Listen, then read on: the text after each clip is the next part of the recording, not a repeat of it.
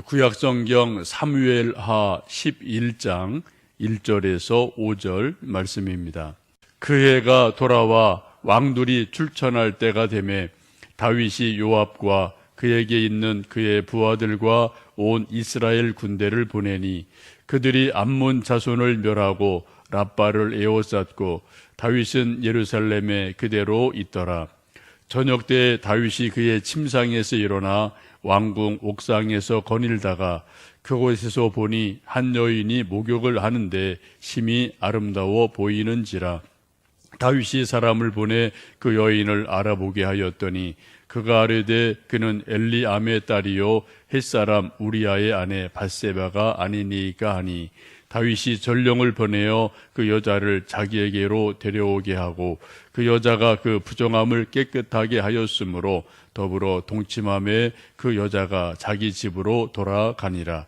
그 여인이 임신함에 사람을 보내 다윗에게 말하여 이르되 내가 임신하였나이다 하니라. 아멘.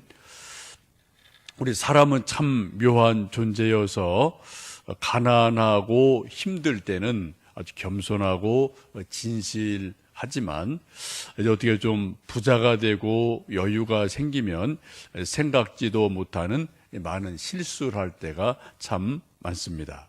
다윗도 그러한 사람이죠. 오늘 본문에 있는 말씀은 밧세바를 취해서 그게 하나님 앞에 범죄하고 실수하는 본문입니다. 어느 해 전쟁이 일어나서 당연히 왕이 전쟁에 참여하고 진두지휘를 해야 되는데 오늘 말씀 보시면은 전쟁이 일어났지만 다윗 왕은 예루살렘에 남아 있고 부하 장수 요압에게 군대를 보내서 전쟁을 하도록 하고 왕은 지금 예루살렘 궁궐에 남아 있습니다. 이제 다윗이 왕국을 통일하고 안정이 돼서 왕이 굳이 전쟁에 나가지 않아도 될 만큼 나라가 안정이 됐어요. 또 군사력이 아주 강해서 왕이 직접 진두지휘를 안 해도 부하 장군 요압 정도면 충분히 다른 나라를 쳐서 이길 수 있는 그런 군사력도 아주 강한 강국이 되었습니다. 감사한 일이죠. 그래서 부하 장수들이 암몬 족속과 싸우고 있는 전쟁 어느 날 다윗이 예루살렘에 혼자 남아 있다가 낮잠을 자고 저녁 무렵에 침상에서 일어나게 됩니다. 2절 말씀이 이제 그렇게 되죠. 2절 말씀을 좀 읽어 보실까요? 저녁 때 다윗이 그의 침상에서 일어나 왕궁 옥상에서 거닐다가 그곳에서 보니 한 여인이 목욕을 하는데 심히 아름다워 보이는지라 라고 말씀을 합니다. 이 말씀 보시면은 좀 다윗이 느지막하게 낮잠을 자고 그리고 저녁 때쯤 되어서 다시 이제 침상에서 일어나서 잠도 깨울 겸 이렇게 저렇게 왕궁 옥상에서 산책을 하고 거닐고 있었습니다. 하다 보니까 우연히 보니까 저쪽 건너편에 한 여인이 목욕하는 모습을 보게 되죠.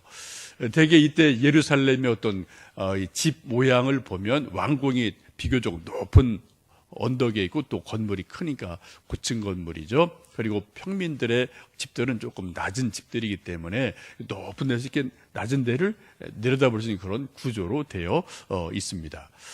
또 요즘 이제 목욕탕 시설이 다 이렇게 좀 잘 설비되어 있습니다만 옛날에는 이게 3,000년 전의 이야기니까 이게 좀 목욕탕이 이렇게 완벽하게 가려져 있는 상태도 아니고 이때 당시에 이스라엘에 목욕하는 그러한 습관은 대개 옥상에서 어떤 그러한 종려나무 같은 잎사귀로 대충대충 이렇게 좀 가림막을 하고 그리고 목욕하는 그러한 시대였기 때문에 지금 높은 곳에 있던 다윗 왕이 이렇게 낮은 곳에 있는 그런 집의 모습들을 볼 수 있는 그런 구조로 보시면 좋겠습니다. 지금 시간이 한낮도 아니고 밤도 아니고 저녁 때쯤이니까 해가 조금 있는 그런 저녁 때쯤입니다. 이것을 보고 다윗이 배부르고 등 따신 다윗이 갑자기 목욕하는 여인이 아름답게 보여서 이제 신하를 보내서 누구냐 알아보니까 우리아의 아내 밧세바입니다. 지금 그 남편은 전쟁 중에 있습니다. 라고 보고를 합니다. 이 보고를 받았으면 다윗이 정상적인 생각이었으면, 자기 지금 부하 장수가 전쟁에 나가서 목숨 걸고 싸우고 있고 아내가 있구나, 참 수고하는구나, 뭐 그러면은 선물 하나 보내서 수고한다 이렇게 해서 격려했으면 좋았을 텐데 생각이 이상하게 나가게 되죠. 그래서 욕심을 참지 못하고 밧세바를 데리고 와서 동침을 하고 드디어 또 임신하게 되는 그러한 큰 범죄로 나가게 됩니다. 그럼 우리가 생각할 때 다윗은 참 하나님 앞에 겸손한 사람이었고 하나님 말씀대로 살려고 그처럼 애를 썼고요. 사울 왕이 자기를 죽이려고 그렇게 하여튼 뭐 십수년을 쫓아다닐 때 다윗이 사울을 죽일 수 있는 기회가 여러 번 있었어요. 그죠? 아주 뭐 그냥 칼만 딱 대면 죽일 수 있는 기회가 있었는데도 내가 하나님이 기름 부으신 왕을 내가 죽일 수 없다라는 어떤 그런 믿음이 있어서 사울을 죽이지 않고 계속 몇 번 놓아준 적이 있거든요. 이처럼 하나님에 대한 믿음이 아주 철저한 사람, 하나님의 눈을 늘 의식하는 사람, 이러한 사람이 다윗인데, 이상하게도 오늘 말씀을 보시면 그런 대단한 믿음의 사람 다윗이 한 여인에 의해서 넘어지고 범죄하는 그러한 일이 일어납니다. 우리가 볼 때는 다윗이 너무 쉽게 무너져 내리는 그러한 모습을 보게 되고 참 이해하기 힘든 부분이죠. 미국의 톨레도 대학교의 딘 러드윅스라는 교수가 이러한 이제 모습을 보고 다윗같이 성공한 리더들이 어떻게 갑자기 너무 허무하게 무너져 내리는 일들이 뭐 지금도 있고 예도 있고 그런 게 많지 않습니까?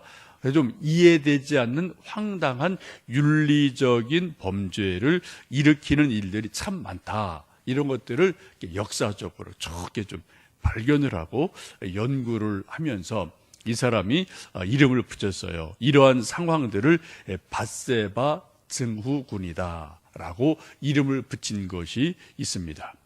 그 밧세바 증후군이라는 것은 아주 막강한 절대적인 그러한 힘을 가지고 있는 리더가 되면은 자기도 모르게 스스로가 나는 모든 상황을 통제할 수 있어, 그런 과도한 자신감을 갖게 된다는 거죠.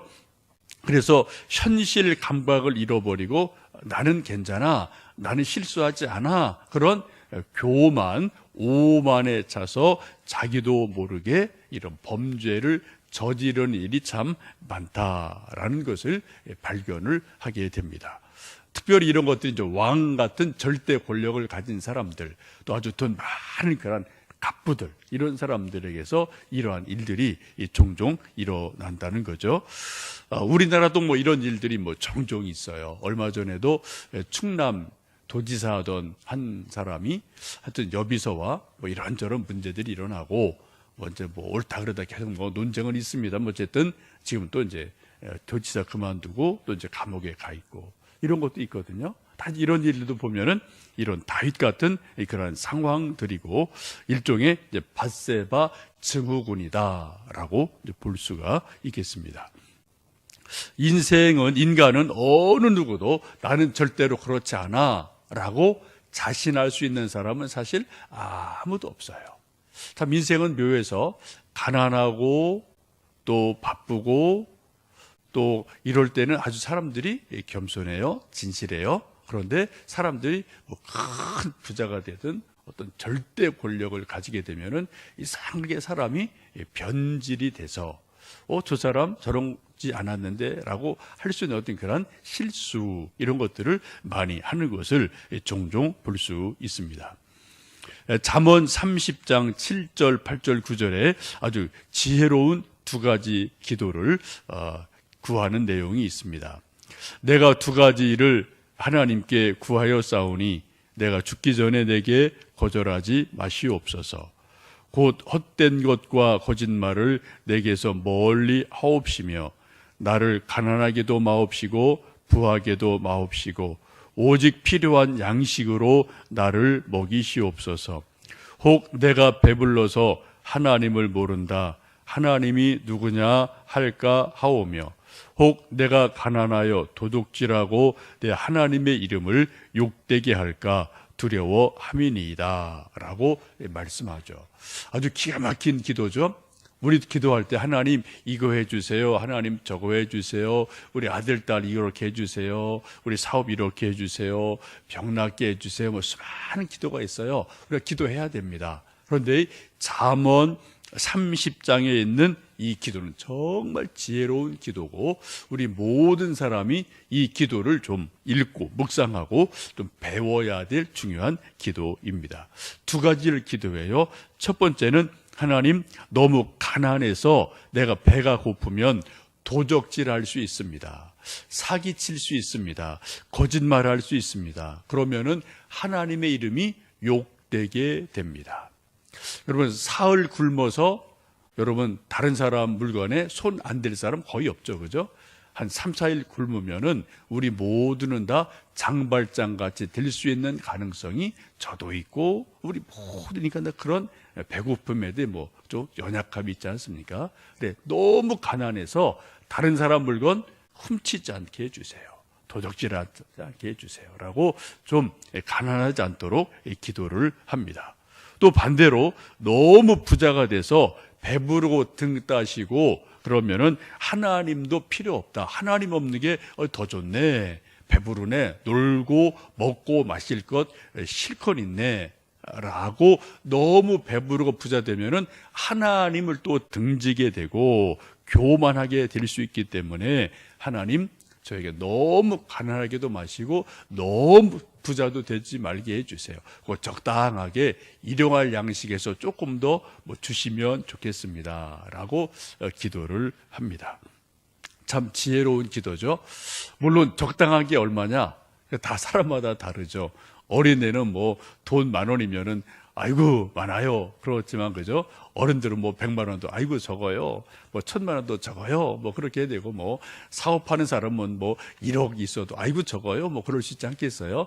사람마다 적당하다는 게 좀 다르겠습니다만 그러나 우리가 좀 객관적으로 잘 기도해 보면은 우리가 일생 살아갈 때 필요한 어느 정도의 어떤 그런 경제력은 뭐 당연히 필요한 거고요. 근데 그것이 너무 부족해도 너무 많아도 이 돈 문제 때문에 사람이 변한다, 실수한다, 범죄한다. 이것도 우리가 뭐 우리 자신도 그럴 가능성이 있고 지금도 뭐 뉴스에 나오는 계속 수많은 뉴스 대부분 돈 문제예요. 그래서 다 여기 얽혀갖고 뭐 이러고 저러고 하는 것들 보면은 이 잠언에 있는 기도가 정말 지혜로운 기도인 줄 압니다.